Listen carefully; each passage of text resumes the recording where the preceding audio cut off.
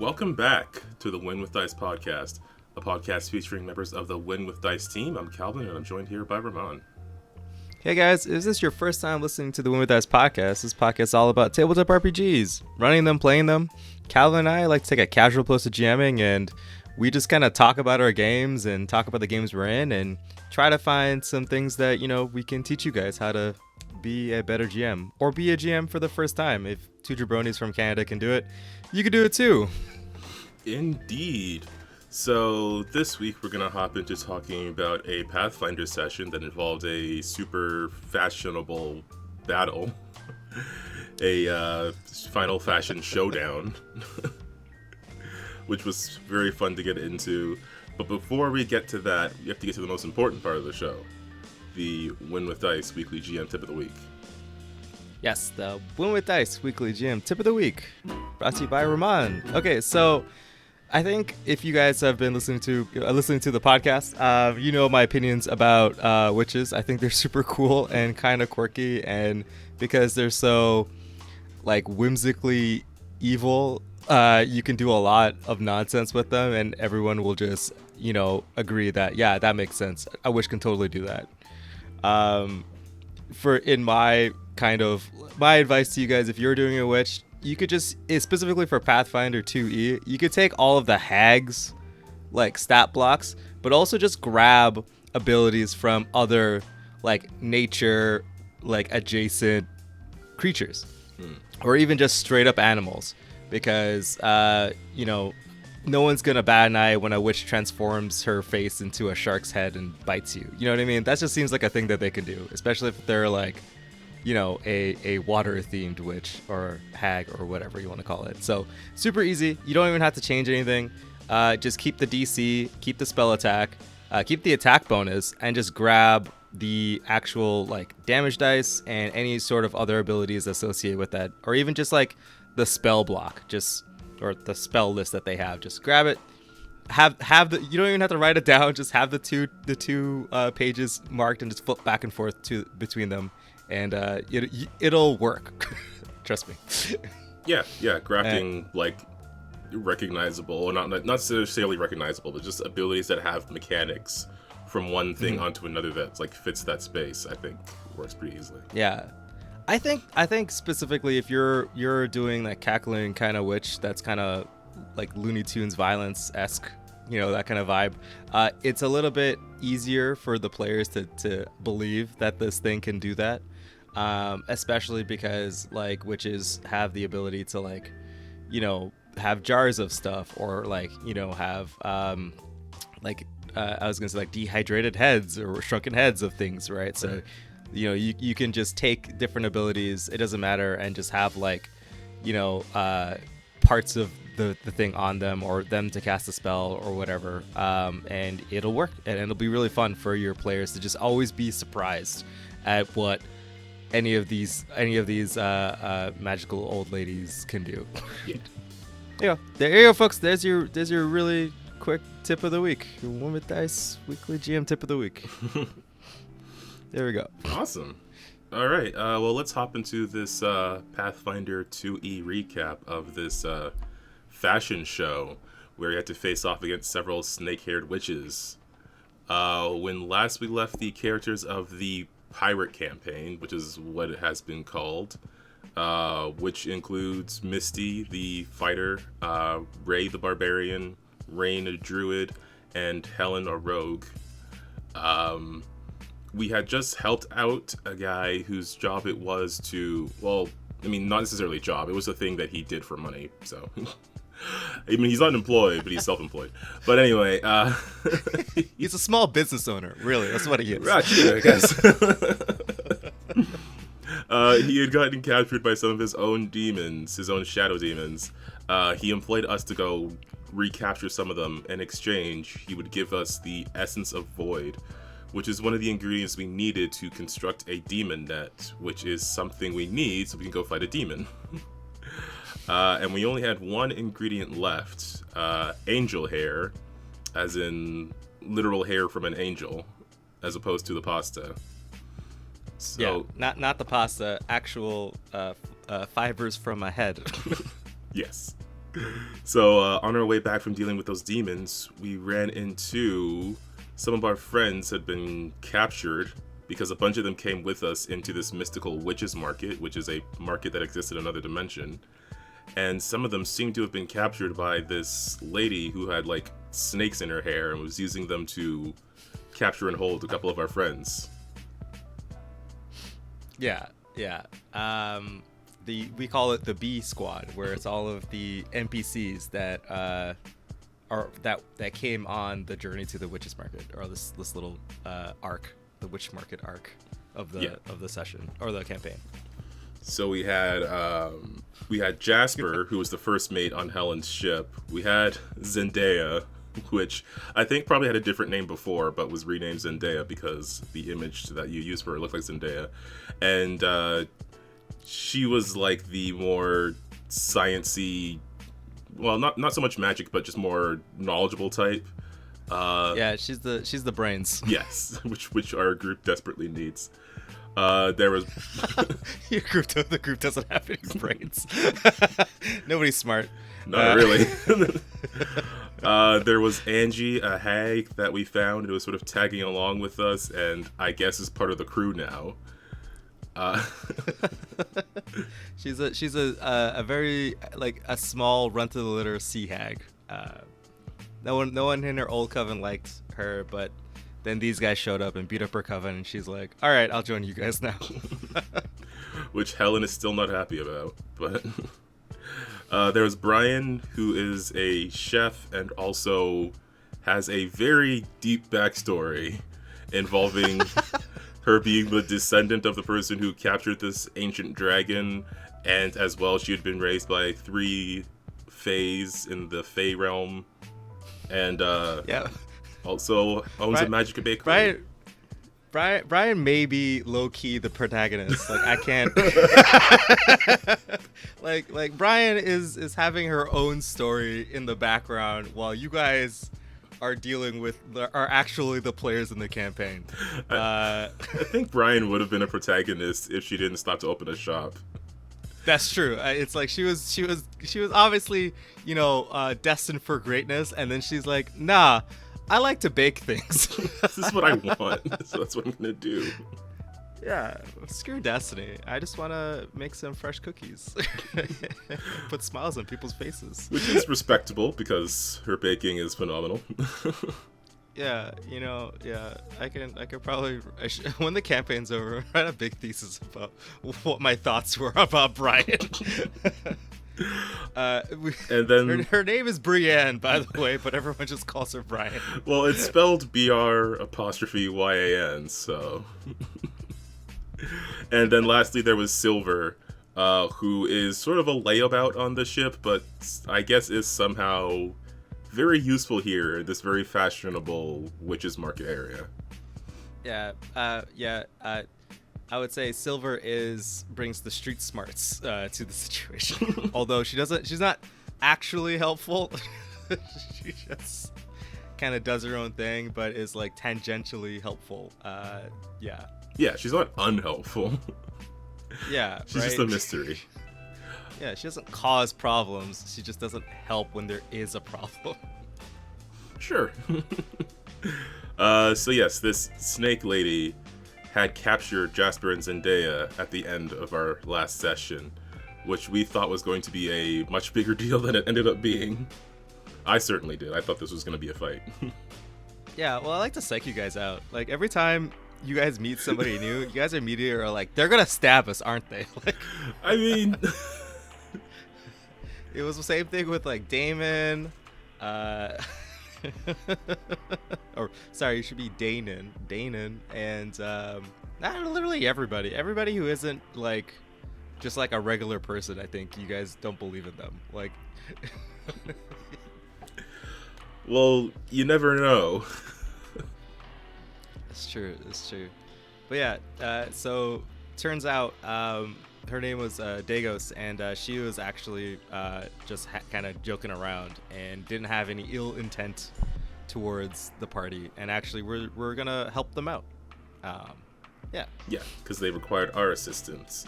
Dagos being part of this gang, crew, team called the Coven. Okay, called the Slitherheads, who were all witches, but all had sort of snake themes to them. So some of them had snakes in their hair, some of them just carried giant snakes around or summoned snake-like abilities.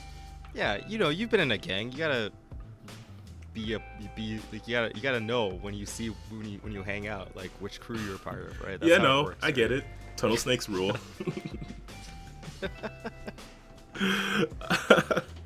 So we were brought back to the Snake Bites tattoo shop, which is where the Slitherheads hang out.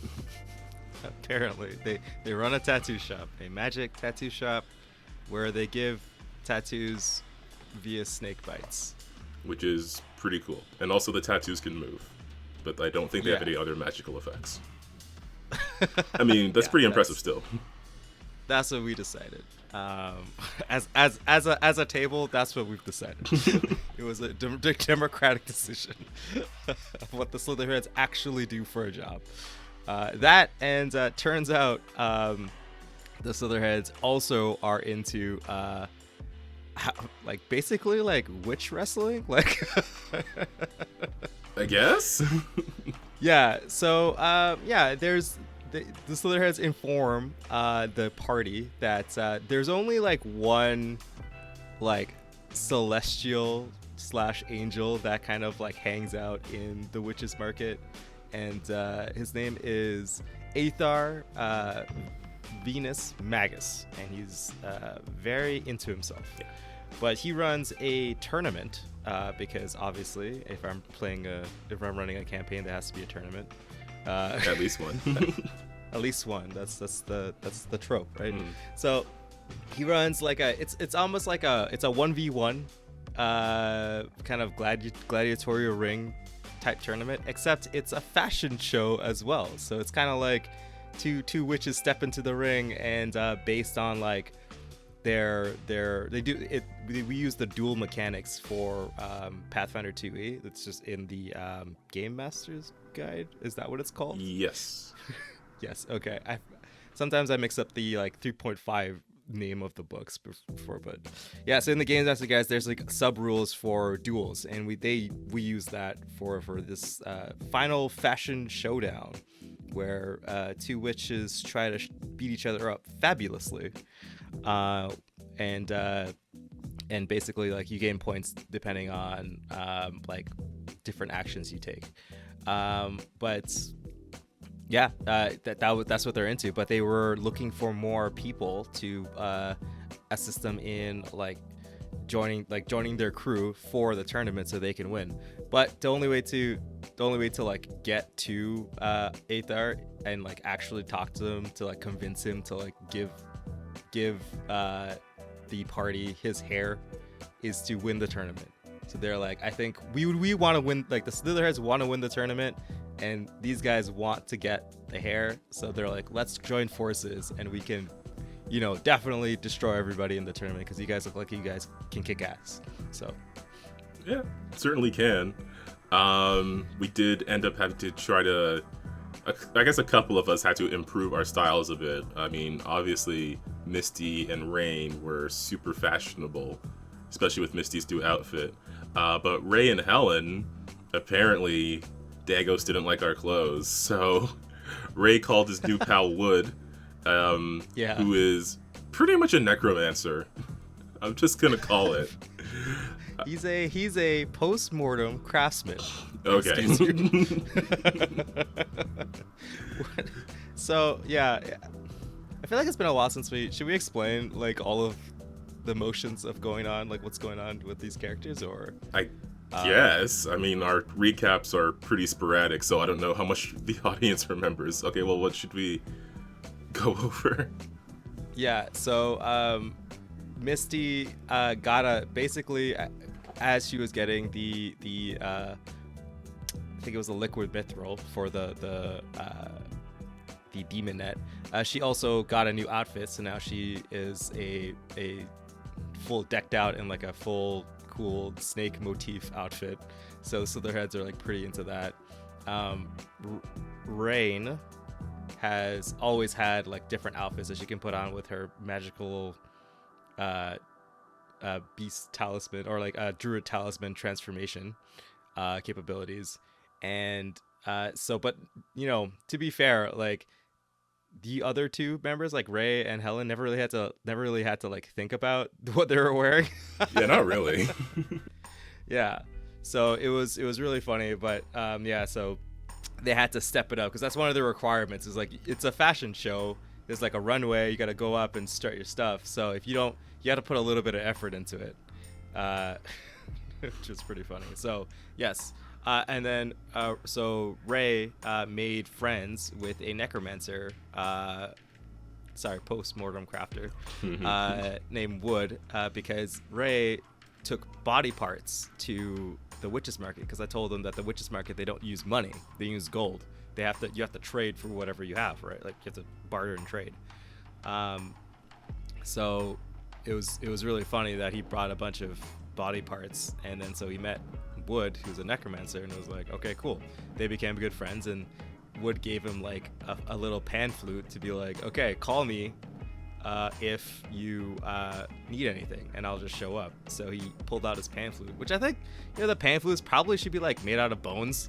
Ooh. I don't know, we never like discussed the materials, but I just assumed that it was probably like bones or something.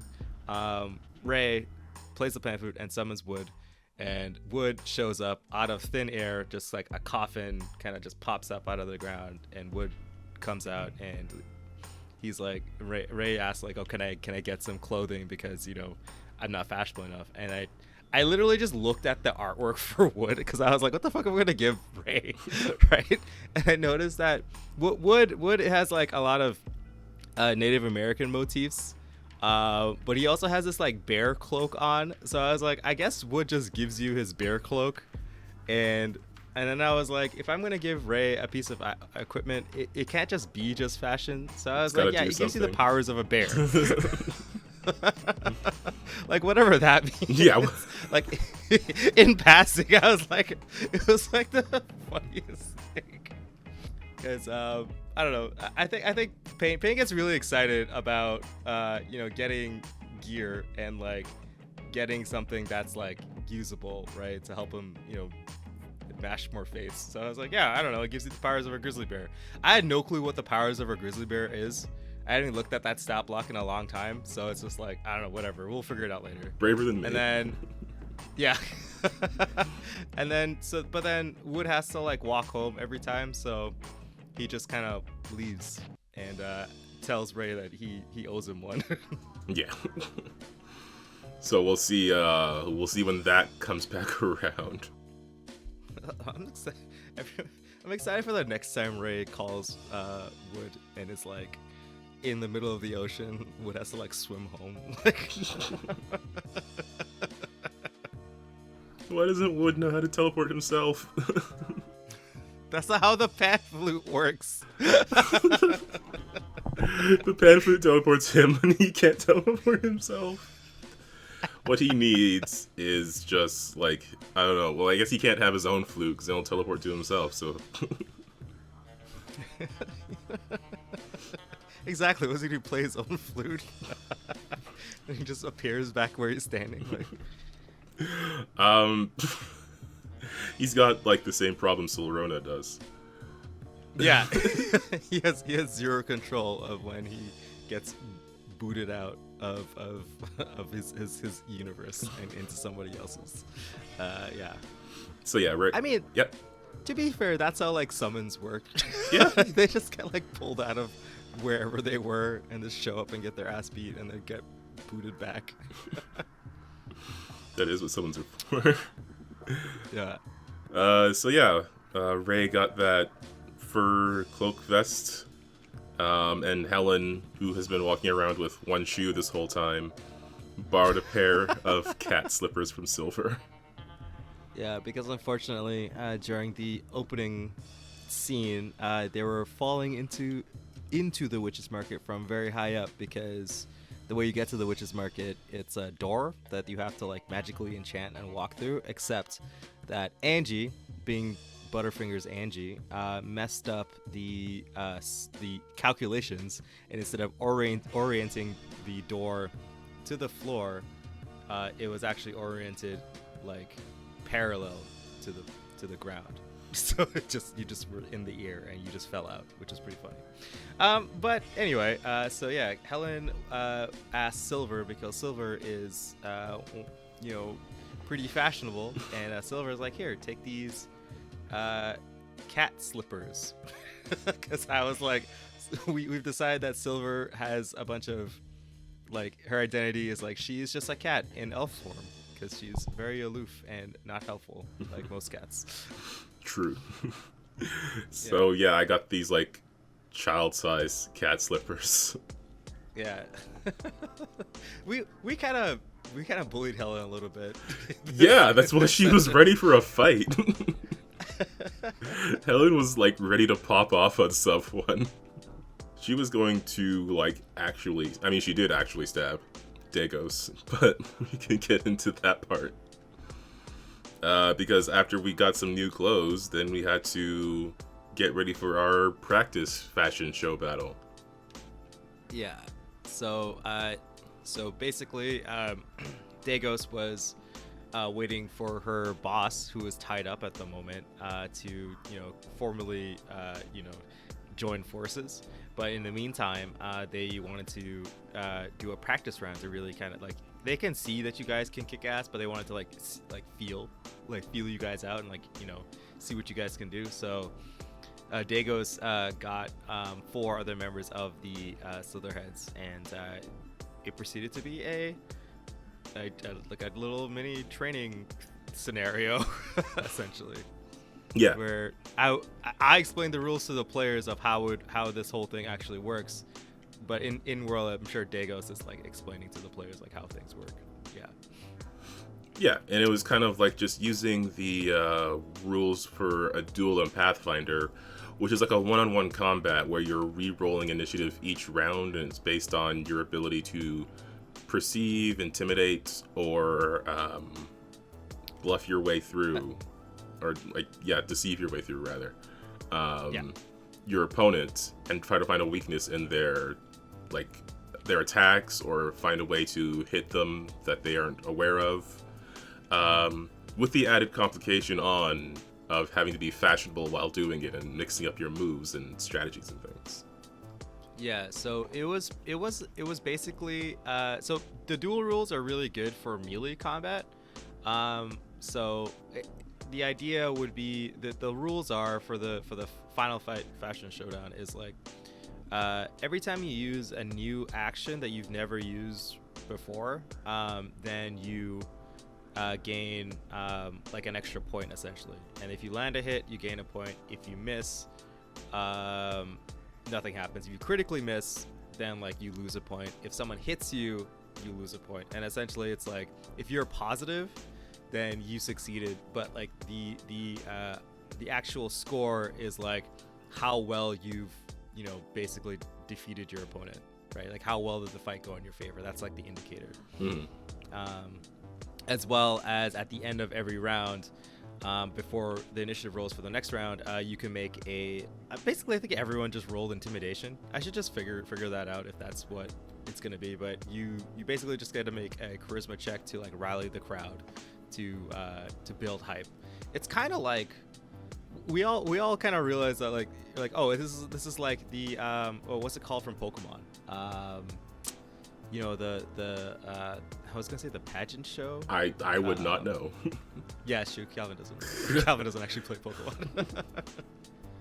But all those mechanics where it's like it's like you use the Pokemon's moves, but the moves are actually like for the talent show or whatever it's called. I don't know why I'm blanking on the name. I'm sure someone can remember it. Contests. I think it's called contests. It's like a really simple name. Yeah, the Pokemon contests. But yeah, so Helen getting all riled up, wanting to stick it to Dagos, who's been actually being very mean to her, but on purpose. Yeah. To rile her up. So yeah, Helen challenged Dagos, who was apparently the highest level opponent there. Yeah. And far more fashionable. Between Dagos, it's like Dagos is like the CR actually ranges between like I think everyone's level 6, so between like Between 4 and 7 actually, at the end of it. So, you know, it was a pretty good spread of enemies and difficulties. But I don't know. I think you guys could have taken Dagos if you rolled a little bit better. I mean, in an actual fight, sure. In a, is my charisma better than hers? Not so much. That's true. But to be fair, in an actual fight, like all the Slitherheads are all basically Medusas. So if you were fighting like 4 Medusas, you would just be like everyone is turned to stone. Like I could have soloed her still. I did get a decent. I could have soloed her still. Shit. Any percent, no damage. I did get a decent hit in with a good amount of damage, but Helen was just on the back step with A, bad rolls, and B, not being super charismatic, at least, especially relative to the rest of the crew, I think.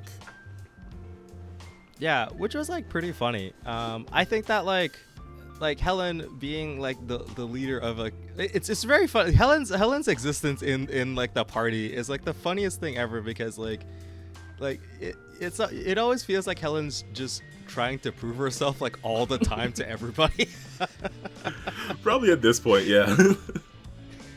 Everybody's like, how are you the captain? Because she was the big fish in the small pond that was her ship. And then these, like, superheroes show up. Yeah, basically. And now there's talk of mutiny. There isn't talk of mutiny. It's just that your first mate just found some love for the first time. I can't afford that. If I get betrayed by the party, I need all my crewmates. The party's not gonna betray you. Come on. That's what I'm paranoid about. I don't think so. Out of everybody, I'm pretty sure like Ray would stick up for you, because Ray pretty much just likes the status quo. Like he's not gonna make, you know, other than maybe if Misty can convince Ray to like, you know, betray you, but probably not. If Misty couldn't convince. You sure about that? Misty can be very convincing. Yeah, but Ray is the nicest guy. True. I'll have to rely on that. Yes. Okay, so Helen, being very angry, steps up onto this. So they have this catwalk. I don't know. I guess it is a catwalk, right? That's what they call it. Yeah. I don't know. I don't know anything about fashion shows, guys. Like, I was like, I think this is how it is. Like, I just imagine just like, you know, like the Dragon Ball Z flat raised, like, like tournament slab of concrete. Like, that's what I think. But instead of it's just like a catwalk. That's basically what it is. Yeah, right. They step up, and Dagos steps up, and Dagos is like a pretty badass looking chick. It looks like she can scrap. So, but Helen, you know, Helen's good too. Helen's walked up with her fancy slippers, which is pretty high fashion. I mean, relative to everything else she had. That's true. I think that like Helen's fancy slippers should do a little bit more than what I did. I just didn't have any good ideas. I feel like most of the items I think you guys have, I've made up like on the spot, and like I think a lot of times Helen's items, I'm always like looking for like ideas, and the good ones never come when I have to give Helen something. No. Although it kind of plays into the theme of like Helen always trying to prove herself with all these superheroes kicking ass. The only one who can't fly. Yeah, the only one who can't fly or like walk on water or any of these crazy things. Which like was fine lady with before a when it was just her and the crew. But yeah, I up first. So again, for duels, you're rolling either perception, deception, or intimidation each round, and that's sort of the initiative for the round. Mm-hmm. But you can also do extra things with that if you use those skills, like either being able to get your opponent to be flat-footed or making your opponent frightened. Yeah. Just small things that are like in the course of a game, because you actually don't really care about movement at all. So your actions are straight just attacks or whatever you want to do. I may add a little bit more actions like you could take, like maybe like a defensive position action or something like that. But I think that might be under one of the abilities, like deception or something like that, right? You're able to force a reroll. So I just had the players kind of I told them, don't worry about movement, just describe your movement or like your positioning and stuff like that. It's all kind of like in the narrative theater of the mind. We did bring the minis out just so we have like a little bit of visual representation, but there wasn't like any gridded combat or anything like that. So yeah, wherever you need to be, that's where you need to do the thing, right? So it's just mostly just like, worry about like how you want to describe your attacks and stuff like that, Yeah. So off the bat, I tried rolling some deception for initiative, and it wasn't actually a bad roll. But then she got like 40 something. Yeah, Dagos rolled. I think she rolled perception or something like that. Either way, like she rolled like a 19 on the die, and she had like, a plus a bunch. So I was like, yeah, it's you. She beats you, like, unfortunately. Yeah, I got like 30, and she beat me. So I was like, well, this is going downhill fast. Yeah, and I think Dagos immediately just kind of like attacked you with some snakes, and then just kind of like used like I just described Dagos as like a brawler, so like all of her attacks were her punching and kicking you, as well as like using some snakes and maybe using some magic too. Yeah, Helen was mostly trying to like tumble through her legs and try to stab her and stuff. I think Helen was like Helen was definitely mostly going for damage. To be fair. Yeah, and I did tell the players, like, don't worry about like the actual damage. Like, this isn't like if you get knocked out, you're not bleeding or anything. Everyone's pulling their punches. This is just kind of like, I'm not. Just everyone's supposed to be pulling their punches.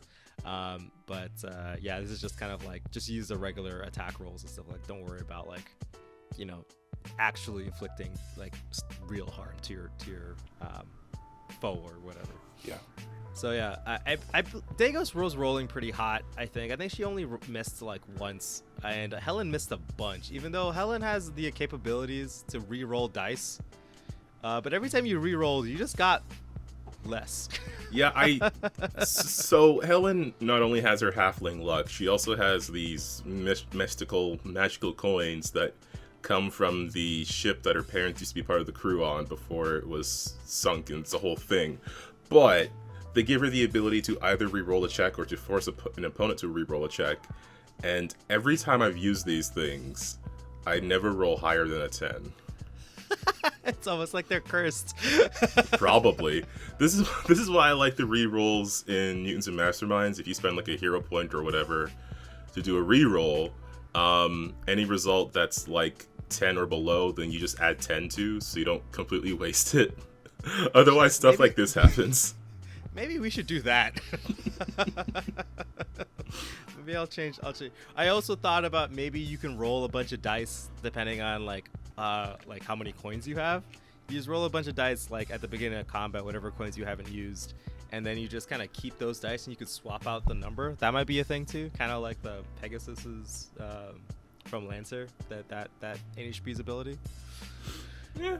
I don't know, like part of me, like I like the concept of that as like controlling luck, but also part of me likes the whole instinctive manipulating luck in that moment thing of a reroll. So like taking the risks. I also thought about maybe you can just make any roll into a 50-50. Like you literally just flip the coin, and if you call it if you call like, we'll do like evens and odds, and it's like if you call the right one, like the right facing or whatever, then like you just hit. That might be a thing too. Maybe. I don't know if that messes with my odds of success too much, but yeah. Yeah, that's fair. But in this case, a lot of it wasn't working in my favor.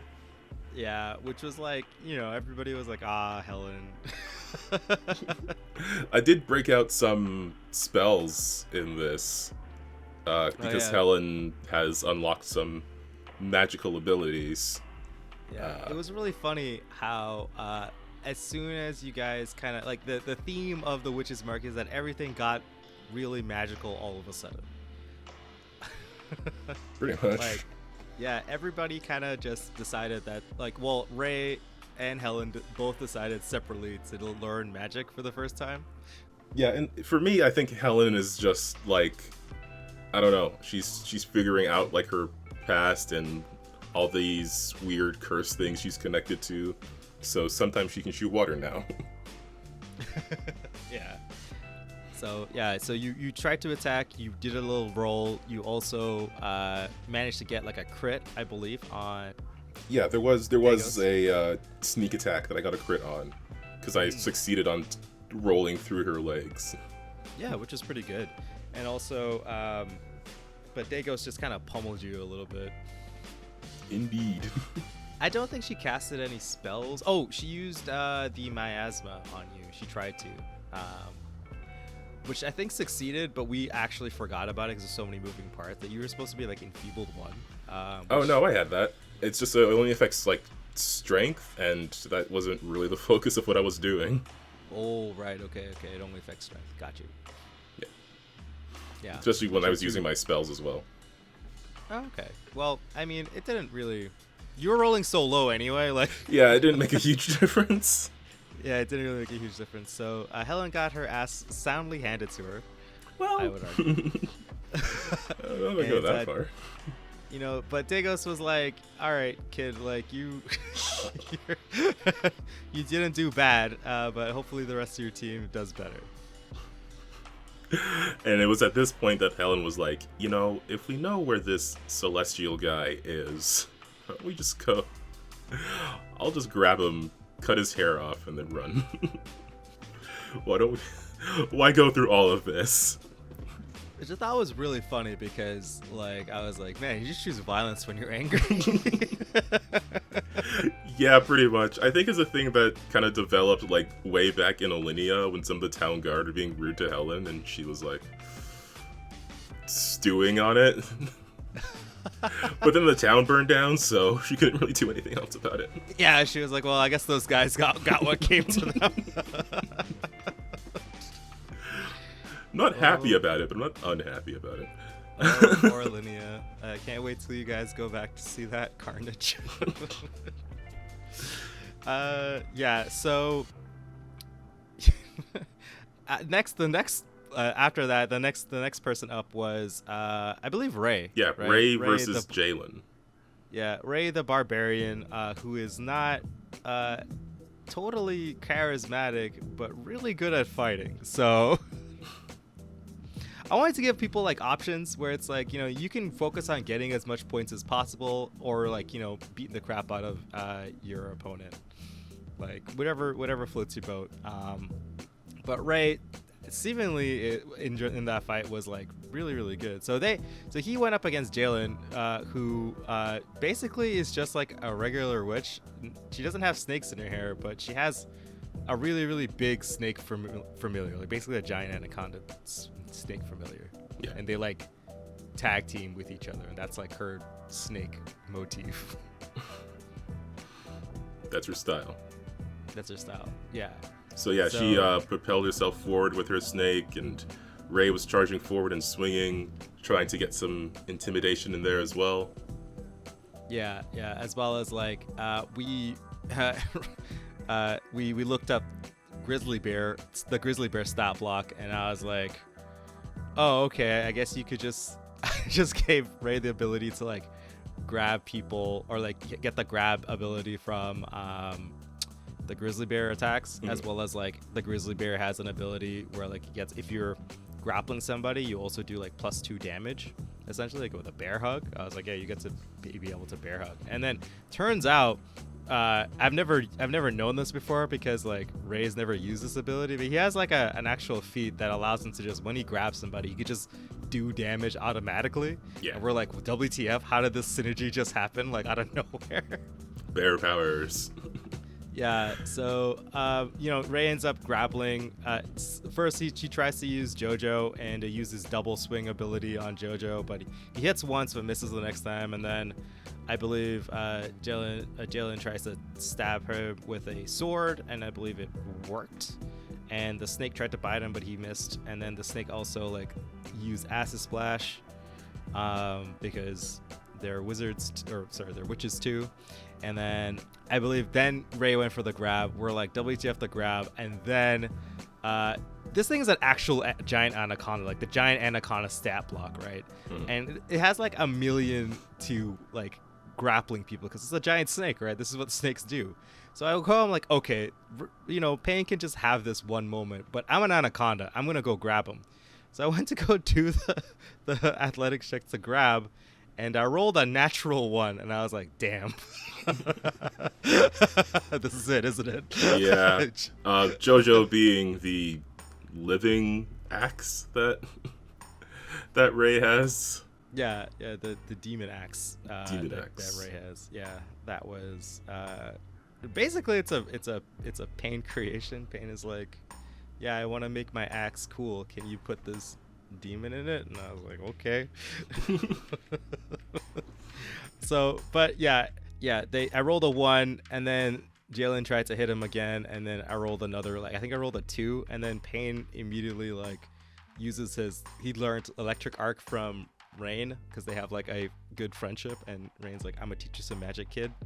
And so he gets the electric arc off. He does a Blanca and command grabs him and then shocks him with electricity. And then I believe at the end of it, I don't think Jalen even got a hit in. Ray just basically trounced her. He got another axe swinging, and then just suplexed them. And I was like, that was it. Yeah, with a sort of a thunderclap blow, Ray was able to knock Jalen out. Yeah, it was pretty funny and pretty intense and pretty exciting for everyone to watch. Yeah, it was a pretty sweet fight. Yeah, and then next up, because again, all these things, it's I just had my players just, except for Dagos. Dagos was gonna fight the first person to walk up, and Helen was kind of goaded into doing it. But I had the other players just decide who they wanted to fight. And the next person up, there's only 2 people left anyway, and it was Hone. So Hone is the youngest.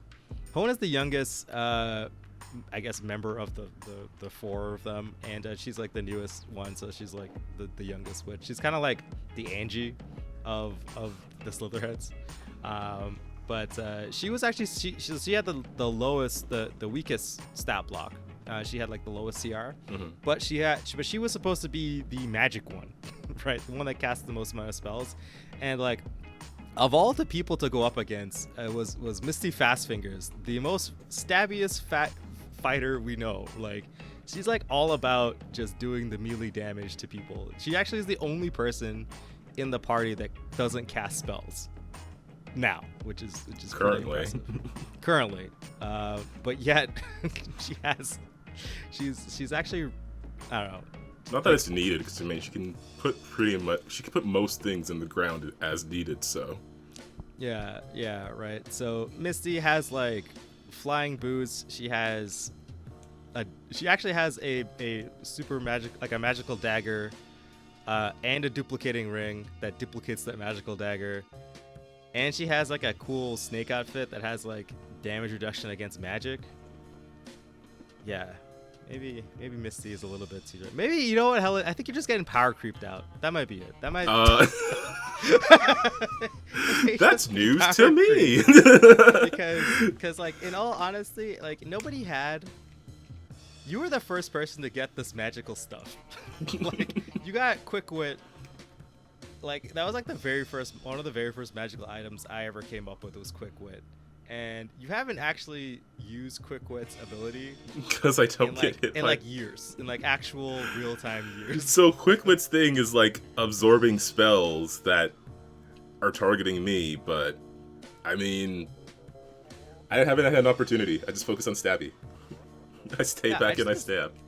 It's just really funny how it all worked out, because there was two beat 'em up dudes and 2 spellcaster type characters, right? And the fact that like that's just never aligns with you ever. Helen actually does have like the worst luck. She really does. It's pretty funny, and I don't know what's gonna happen to her, but at some point she is just gonna explode. All right, so like for the third match, Hone walks like Hone is like she has the smallest snakes in her hair. They're like little baby garden snakes, and but she's supposed to be the magic one, and it's like I don't know. I didn't know what was gonna happen with that fight. Like I thought like maybe like I was gonna be able to do a little bit more, but I got soundly trounced by Misty. So like Misty like immediately like flew up in the air with her boots and charged at me and charged at Hone and got a couple stabs in with her knife. Hone tried to like use her I am a Medusa powers to petrify Misty, and you know that didn't work. So then Hone goes and tries to attack with like a short sword, and like that didn't work. And then Misty follows up with like another. I think she follows up with like another double stab, and like I think I missed once, but like she managed to hit me again, and she probably landed a crit at some point. Like I don't know, I just got wrecked. I think so.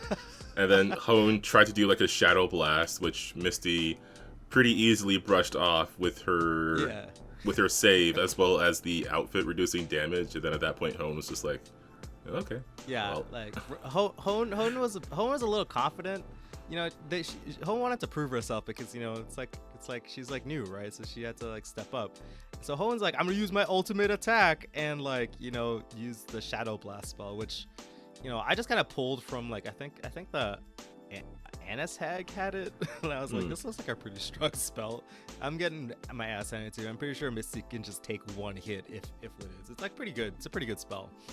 But yeah, Misty just like full on just kind of tanks it. I think she passed the save. It's like a basic reflex. So she passed the save, and she ended up taking like 12 or 14 damage, but then she has DR10, so it was like 4 damage. So I was like, yeah, Misty just like full on just tanks this thing and just comes out of this like shadowy blast, this like mega death beam, and she just like has like one scratch, and she's like, and then Hone's just like, I give up. Immediately just forfeits the match and walks off, which was cool because that was the first time I got to use the other rule where it's like if you defeat your opponent, like knock them out, then you get double the amount of points. Because everyone's like, wow, that's really cool. So she forced Hone to give up. So I think she may have ended up with one of the highest scores at the end of at the end of it. But yeah, that was like a pretty exciting round. But then we had the last round, which was Rain. Damn these names. Rain. There always has to be some Rain. names that you mix up. I know. I have to. The next campaign, it's like everybody choose a letter, and you can't. No one's allowed to make a character. Just different letters. It's like full alphabet out there. We'll see about that. I get the GM gets the veto names. We'll see. We'll somehow it'll happen. It always does. Yeah. So like, the last match was Rain versus Momo, and Momo was like more like could fight, but also was a spellcaster. She had like bigger, I guess, like she just I don't explain Momo. She was probably like the best dressed out of all of them, I think, fashionable wise. My idea Momo was supposed to be like the kind of like the more fashionable one. Like Dagos is like the like I'm gonna beat you up kind of personality. Hone was like I'm like quietly trying to prove myself. Momo was the more fashionable upfront one, and she was like giving compliments, but also like in like a snide way kind of deal. Again, I don't know how to be a badass bitch personally, so this was very trying for me. That's very difficult. You just gotta be mean. I don't know how to do that. It's not in my DNA. So it was cool. But the Momo, sorry, Rain has a bunch of outfits. Like, she's basically like built for this kind of deal. She has all these like magical girl transformation outfits that give her like these passive bonuses, as well as like she has like the flame sword, which was like basically the plot MacGuffin device for like the whole campaign, as well as like a bunch of other nonsense. She's a druid, so she has a lot of options. And the fight goes, and they kind of trade a couple blows. They casted a bunch of spells at each other for the first time, because not a lot of people cast spells. And Rain first started out with, she drew her sword, fire sword, and I believe she changed into her Shroom Doom outfit. Yeah. I forget what it's called. But eventually gives Rain a speed boost, and also like can poison people if they try to attack her. Which I forget, I don't remember if we rolled for that fortitude save, but it didn't matter anyway. So she blitzed her, got a strike in, cool. Momo tried to attack, but I think she missed. Rain then changed into her, she casted magic missile, and I was like, she got a really good hit onto Momo, and Momo was like, all right, I'm done with this, and casted like level 3 magic missile, and like did like, I don't know, like 20 something damage, which is like a third of Rain's HP. Then next round, Rain switches into Ice Lace, which is like basically it's like if Lapras was a dress. Like, so she had all these like kind of ice powers, and wasn't really too relevant, but like she could walk on water with that one. But she switched to Ice Lace, and then I believe she casted a spell where she might have just attacked with her claws. I don't remember. But Momo tried to attack with her snakes in her hair, and that failed. And then Rain transformed into her final transformation was her bunker form. Yeah. I forget what it's called.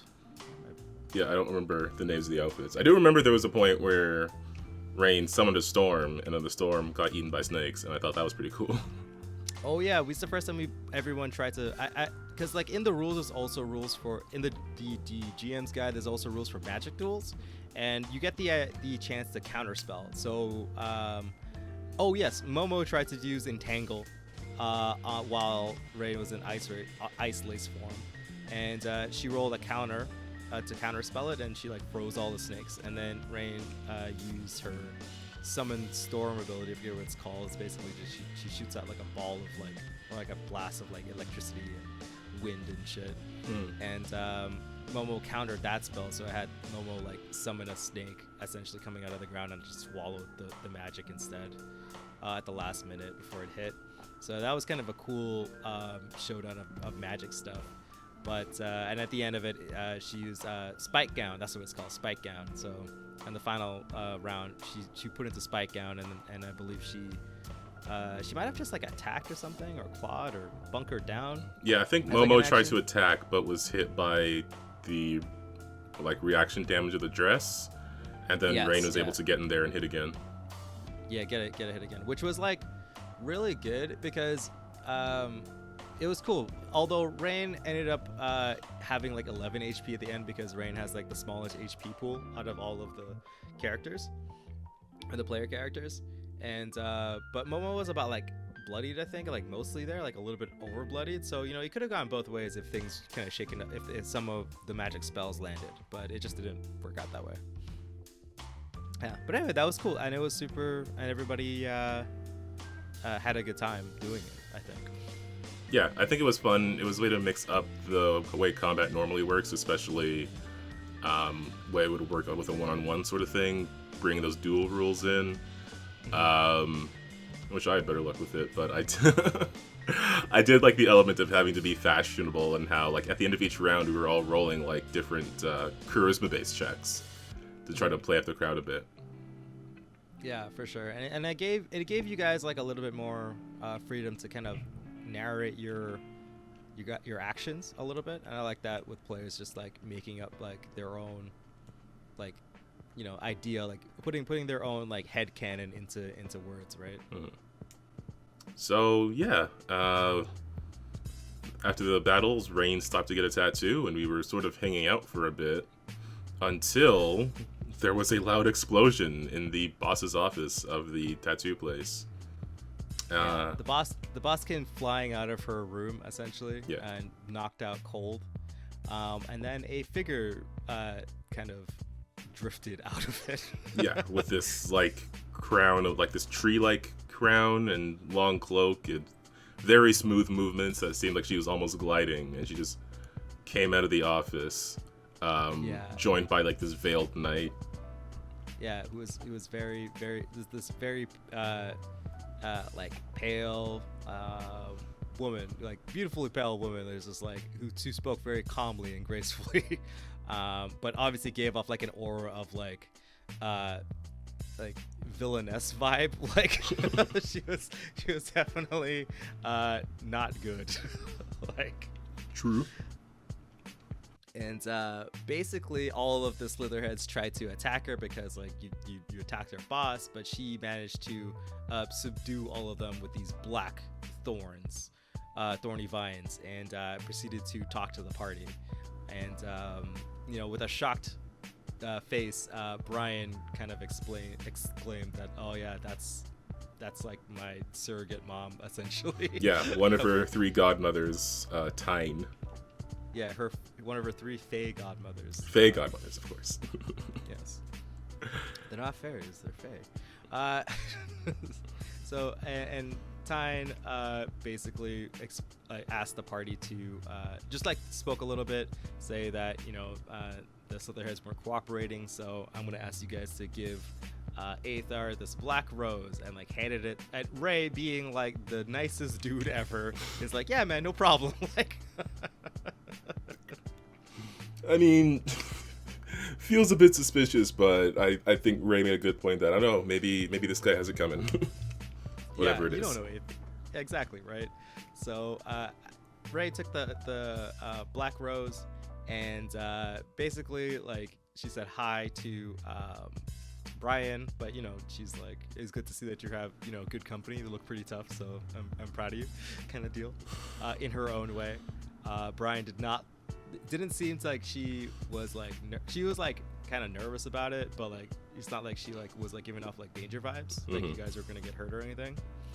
But Tyne did leave and said and did let you guys know that the Slitherheads are going to be stuck like this until you deliver that rose, because that's how the magic works. And then left. Which was super rude. And then she left to go be another campaign's problem. Yes, and then she immediately left to, go to Inion to deal with the Pathfinders of Inion, because that's where that plot leads. Yeah, so that's the other campaign you were running, which was more of a West Marches thing in a space that you would call Inion, where people are there to sort of explore this new land, or relatively new to them. Mm-hmm. And we had... Yep. Yeah, go ahead. Oh, we had in the past come across the 2 other sisters, Marath and Sylph, was it? Sylphie. Yeah, and that's where I faded to black after maybe a little bit of questioning, I think. Like, basically after the session ended, we were like packing up. I let the players like ask Brian a bunch of questions, because obviously, like, what the fuck? Yeah. How is this your mom? Like, it's like you had 3 moms. They're all like this. It was just really funny. Yeah, so we found Tyne was powerful and not necessarily good. Yeah. But she was the most stable out of all of the Fae godmothers. Yeah, like Sylphie was more of a trickster kind of person, and she liked to play a lot of pranks, and also had a lot of schemes going. She's the schemer, and Marath is the I was like, Marath's the angry one, but she's not actually angry. She's like the more dominating one, a more like aggressively dominating, I guess.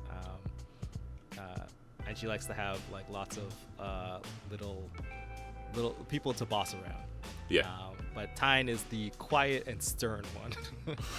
Yeah. So yeah, that's the one that, I mean, obviously very stern if she's gonna freeze a bunch of people just to get us to make a delivery.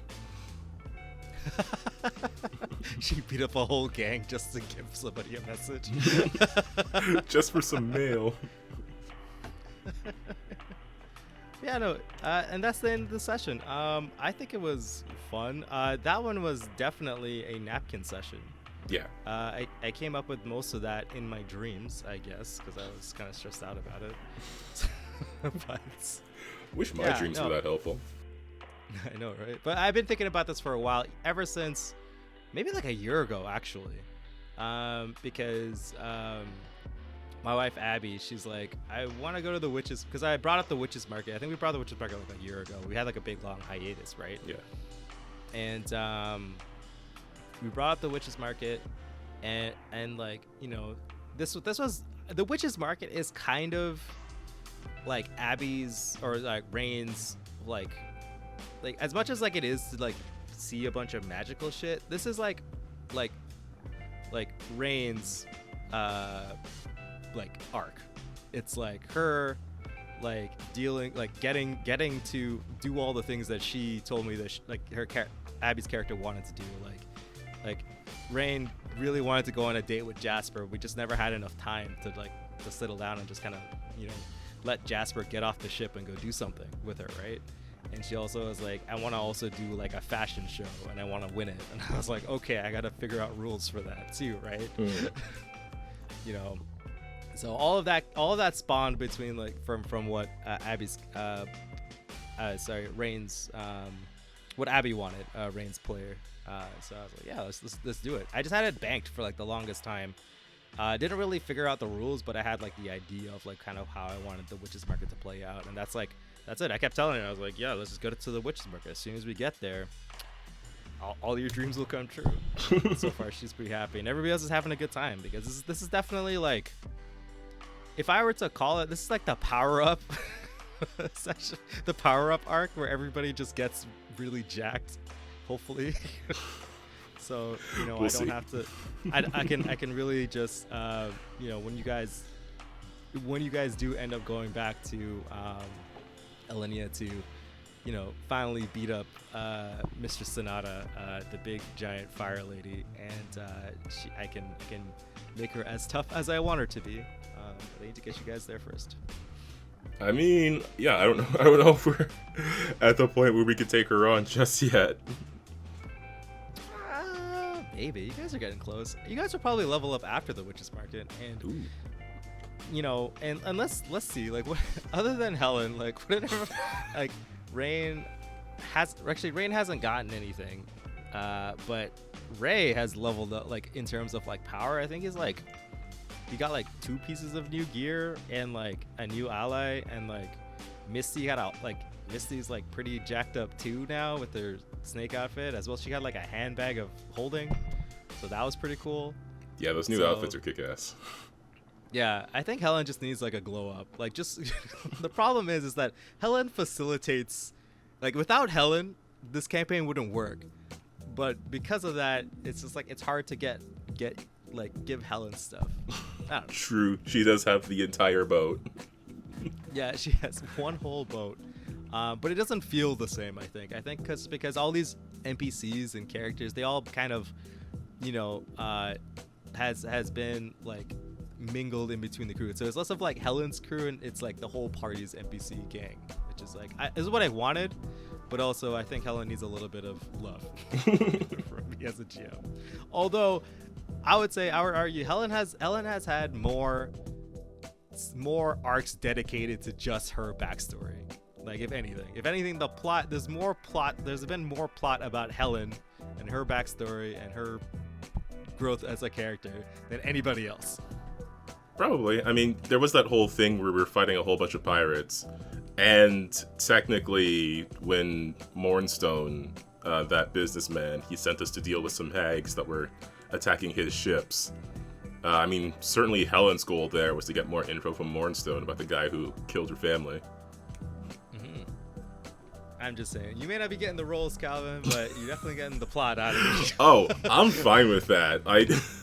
This is my thing. This is why I sometimes struggle to use hero points and use maximize in the first place, because I revel in failure. Because I like to see what to do from there. Because if I know what I want to do and I just do it, I mean, that's great and cool and everything. But if I don't, well, then what do I do? What do I do? Do I just succeed? That's weird. Yeah, no, I'm still loving Helen. She'll have her moment as soon as the dice cooperate with me. Yeah, because feasibly, I mean, that's not true. Because it is just, you're just kind of skewing probability a little bit. But Helen has like, is one of the only characters that just has innate rerolls, right? Yeah. So like, it's just very funny how those rerolls just don't lead to anything. Like I've seen you use like four of your rerolls in one go, and you just got worse and worse and worse results. Like there's nothing I can do about that. It's just what's happening on the die as I roll it. That's why I'm like, I'm waiting for that moment. At some point, Helen's luck is gonna turn around. Sure, you're gonna start rolling 20s like. Just left and right. That's how it goes, man. But yeah, it was a good session. You got any thoughts on it, Calvin? Yeah, I like the new mechanics of that fashion show. I'm very interested to see how we'll deal with it in the larger fashion show after that practice round. And Helen is definitely going to case out the place and scope it out to see if she can get to this angel guy without having to deal with all of this nonsense, so she can just swipe his hair. That's true. Well, I mean, you don't actually have to join.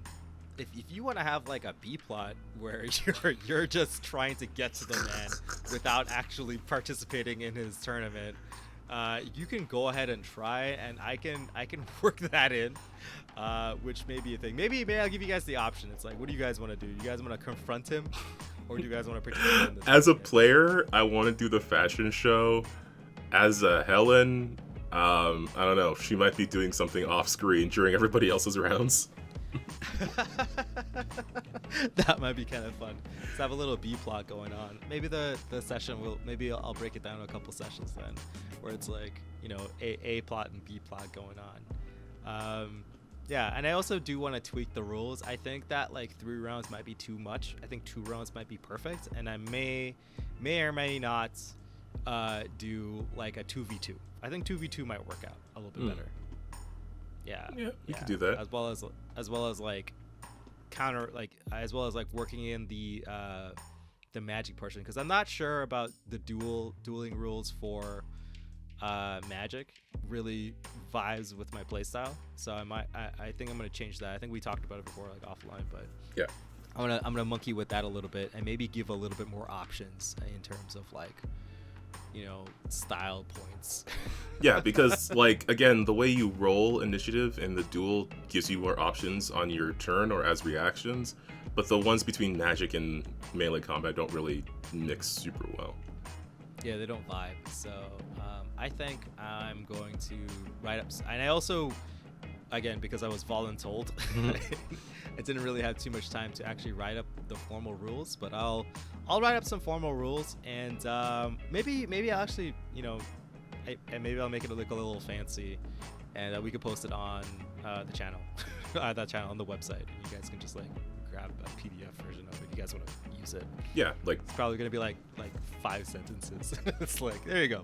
Adding flair to your duels if you need to impress a crowd or something like that.